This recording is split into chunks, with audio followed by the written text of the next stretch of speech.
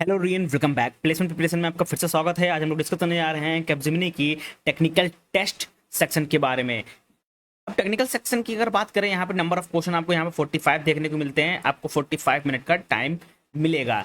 ये जो new section है टेक्निकल टेस्ट का, ये बेसिकली अभी इंप्लीमेंट हुआ है। इसके पहले एप्टीट्यूड आता था, लॉजिकल रीजनिंग आता था, बट इन दोनों सेक्शन को हटा के अब डायरेक्टली जो पूछा जाता है वो है टेक्निकल टेस्ट, जहाँ पे 45 क्वेश्चन आपको देखने को मिलते हैं। चलिए एक एक करके क्वेश्चन को कवर करते हैं, सारे टॉपिक कवर करते हैं।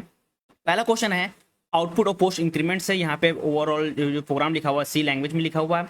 नाउ हमारे पास एक वेरिएबल है ए, जिसमें वैल्यू है 5। सबसे पहले यहाँ पे देखिए ए प्लस प्लस, यानी कि ए यहाँ पे है, ए की वैल्यू क्या है यहाँ पे 5 है। उसके बाद इंक्रीमेंट हो रहा है, यानी कि ए इंक्रीमेंट हो रहा है, प्लस प्लस लगा हुआ है साइन, यानी कि अब ए की वैल्यू जो है 6 हो गई। ठीक, अब यहाँ पे प्लस का साइन सिंबल लगा हुआ है प्लस, देन प्लस प्लस ए, यानी कि ये बेसिकली क्या हो रहा है। यहाँ पे देखो, यहाँ पे क्या है, एक चीज थोड़ा ध्यान देना। अब यहाँ पे कुछ लोग कहेंगे कि यहाँ भी देखो, पहले 6 हो गया, फिर इंक्रीमेंट हो रहा है, तो ये 7 हो गया, यानी कि 5 + 7 कितना हो गया। ठीक, कुछ लोग कहेंगे 12 आ गया। ठीक, बट यहाँ पे ऑप्शन बी गलत है। क्यों गलत है मैं आपको बता देता हूँ। सी प्रोग्रामिंग लैंग्वेज में अगर मॉडिफिकेशन की बात आ रही है और रीडिंग की बात आ रही है एक वेरिएबल को यहाँ पे, तो ये मल्टीपल टाइम हो रहा है without sequence point, without a sequence point. That's why it lead to be undefined behavior. So the correct option here is undefined behavior. थोड़ा ध्यान देना कि सी में जब भी मॉडिफिकेशन और रीडिंग एक साथ हो रही हो किसी भी वेरिएबल की, तो यहाँ पे क्या आता है, multiple time sequence without sequence यहाँ पे लगा हुआ है, जिसकी वजह से जो पॉइंट है वो lead to be undefined behaviour आएगा। तो यहाँ पे option number D is correct option and all other option 11, 12, 13 is guess value. यानी कि कुछ लोग होंगे जिसको बारे में अगर नहीं पता होगा सी कंपाइलर कैसे वर्क करता है, कैसे इसको हम लोग आउटपुट निकालते हैं, अनडिफाइंड बिहेवियर कैसे होता है, तो ये तीनों में से कोई एक लगा देंगे ये लोग। ठीक, अदरवाइज जो करेक्ट ऑप्शन है option number D. Now move to the next question. Recurrence है फेबोकनी की सीरीज से। अब ये कैसे होगा, इसका आउटपुट क्या कैसे निकलेगा, चलिए वो बताते हैं। यहाँ पे सबसे पहले देखिए वेरिएबल क्या है, फेबोकनी की सीरीज में जो फंक्शन की जो वैल्यू है क्या है, 5 है। अब सीक्वेंस की बात करिए आ रहे हैं यहाँ पे, तो हमारा एक कंडीशन है n less than equal to 1 है, रिटर्न n कर रहे हैं, अदरवाइज हम लोग इसको सॉल्व करें, इसको रिटर्न कर रहे हैं। तो यहाँ पे क्या आएगा, ये सीक्वेंस कैसे मूव करेगा वो चलो वो देखें। सबसे पहले 5 वैल्यू है, सीक्वेंस यहाँ पे आएगा, एन की वैल्यू बेसिकली क्या होगी, अगर ये एन की वैल्यू कहाँ से स्टार्ट होगी, बेसिकली 1 से स्टार्ट होगी। ठीक, और कहाँ तक जाएगी हमारी 5 तक जाएगी। तो बेसिकली यहाँ पे जो आंसर आएगा वो कैसे आएगा, यहाँ पे क्या क्या रिटर्न होगा, वैल्यू 0 रिटर्न होगा, 1 रिटर्न होगा, 1 रिटर्न होगा, 2 रिटर्न होगा, 3 रिटर्न होगा और लास्ट में 5 रिटर्न होगा। तो ये हमारा आंसर होगा। अब यहाँ पे आंसर कितने होंगे। ठीक, नाउ ओवरऑल जो आउटपुट होगा, जो आंसर होगा हमारा क्या होगा, 5 होगा। ए इक्वल टू 5 सीक्वेंस जो होगा बनेगा 0, 5, 2, 1, 1, 2, 3, 5। ये हमारा सीक्वेंस होगा। आंसर क्या होगा, ए होगा। अगर यहाँ पे जो ऑप्शन अदर ऑप्शन है बी सी डी, अगर यहाँ पे 8 क्यों आया, 8 तब आएगा जब हमारा फेबोकनी सीरीज जो फंक्शन की वैल्यू होगी क्या होगी, 6 होगी।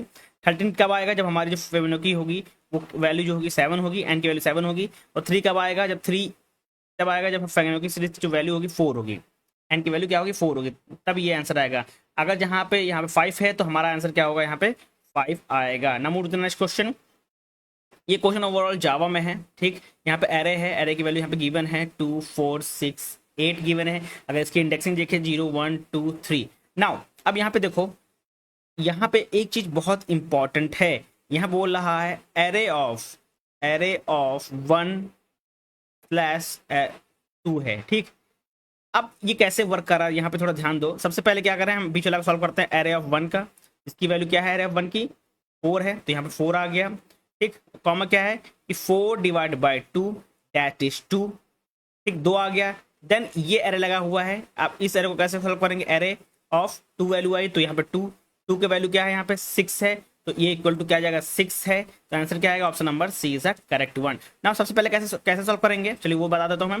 सबसे पहले इस पार्ट को हम लोग सॉल्व करेंगे। इस पार्ट को सब सॉल्व कर रहे हैं तो एरे ए की वैल्यू, एरे जो इंडेक्सिंग 1 की वैल्यू कितनी है, 4 है, तो 4 आ गया। 4 डिवाइड बाई 2, तो हमारा क्या आ गया, ओवरऑल 2 आ गया। अब इस एरे की वैल्यू कितनी आ गई, 2 आ गई, यानी कि एरे ऑफ 2 क्या है हमारे पास, 6 है, तो हमारा 6 आंसर आ गया। Option number C is the correct one. Move to the next question. Bitwise shift का प्रोग्राम है, यहाँ पे सी में लिखा हुआ है। नाउ एक्स की वैल्यू क्या है हमारे पास, यहाँ पे 5 है। ठीक, यहाँ पे क्या बोला जा रहा है, लेफ्ट शिफ्ट कितना, बाई 2, और बेसिकली मल्टीप्लाई बाय 2 की power 2 that is 4 become 4, 5 into 4 that is 20। Option number B is the correct one. समझ में आया आपको? Move to the next question. Link list related question है, लिंक लिस्ट डिलीशन क्वेश्चन है। Deleting a node in a singly link list sequence, that is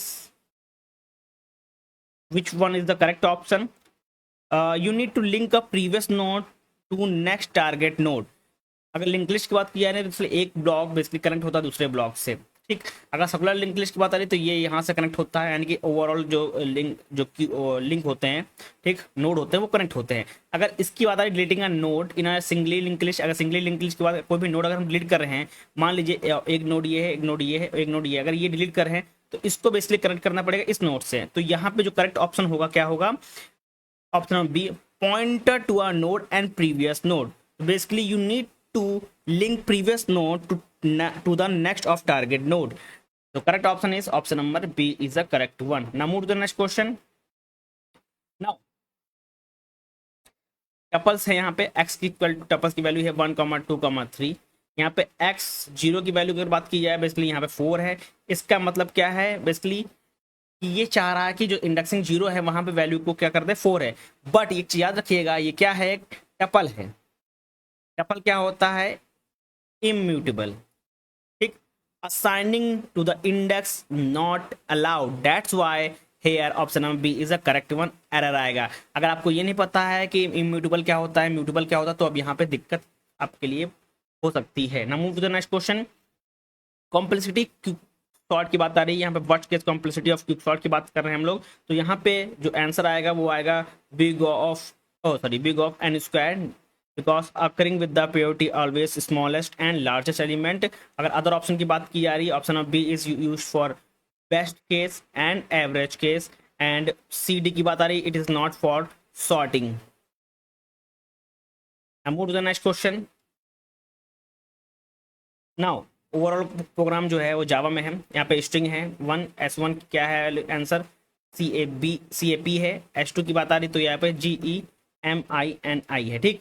now यहाँ पे लगा हुआ है S1 dot concatenate, sorry concat लगा हुआ है, S2 डॉट लेंथ है यहाँ पे। इसका मतलब क्या होता है? देखो इसका मतलब क्या होता है कि जो S1 है S2 को उसको कॉनकैटिनेट कर दो, यानी कि CAPGEMINI कॉनकैटिनेट हो गया। अब डॉट लेंथ लगाओ, यानी कि इसकी लेंथ कैलकुलेट कर लो। इसकी लेंथ क्या आ रही है?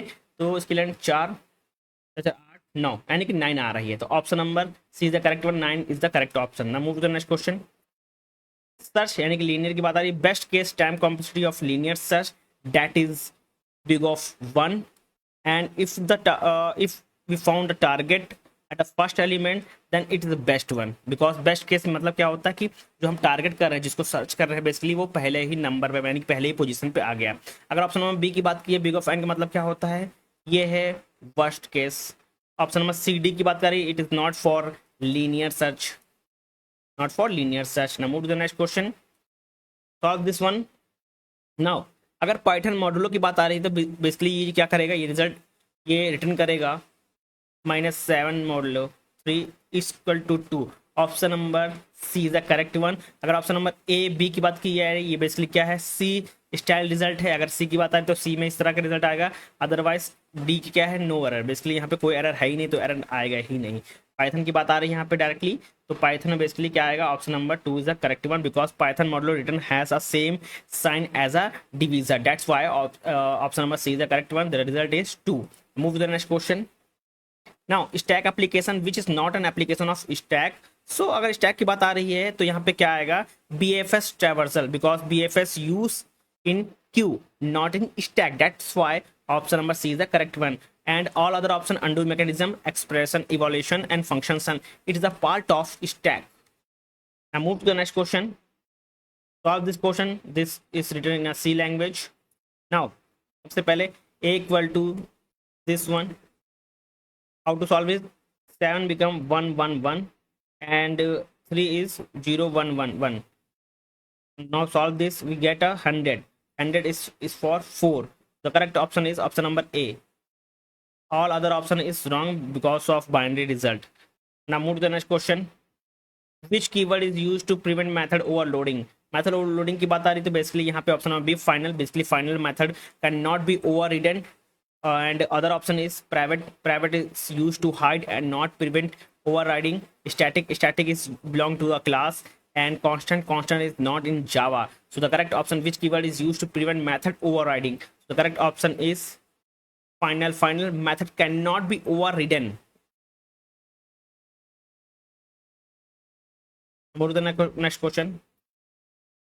Now solve this. यहाँ पे नेस्टेड लूप लगा हुआ है, यहाँ पे एस्ट्रिक है बेसिकली ओवरऑल। तो सॉल्व करते हैं कितने ये स्टार यानी कि स्टार प्रिंट होंगे ना। अगर हम लोग आउटर लूप की बात करें बेसिकली ये रन करेगा कितने टाइम, 3 टाइम रन करेगा। 3x यहाँ पे आ गया। इनर लूप की बात की है बेसिकली ये कितना रन करेगा, 2 टाइम रन करेगा यानी 2x। अगर इसको मल्टीप्लाई करें 3 × 2 दैट इज 6, देन 6 टाइम ये स्टार प्रिंट होगा यानी कि option number A is the correct one. Now move to the next question. Which SQL command is used to remove a table completely from a database? So the correct option is drop, option number B, because drop table remove the structure as well as a data, and all other option delete. Delete is used to remove the row only, and option number C, it is not valid SQL command. And truncate is remove row but keeps table.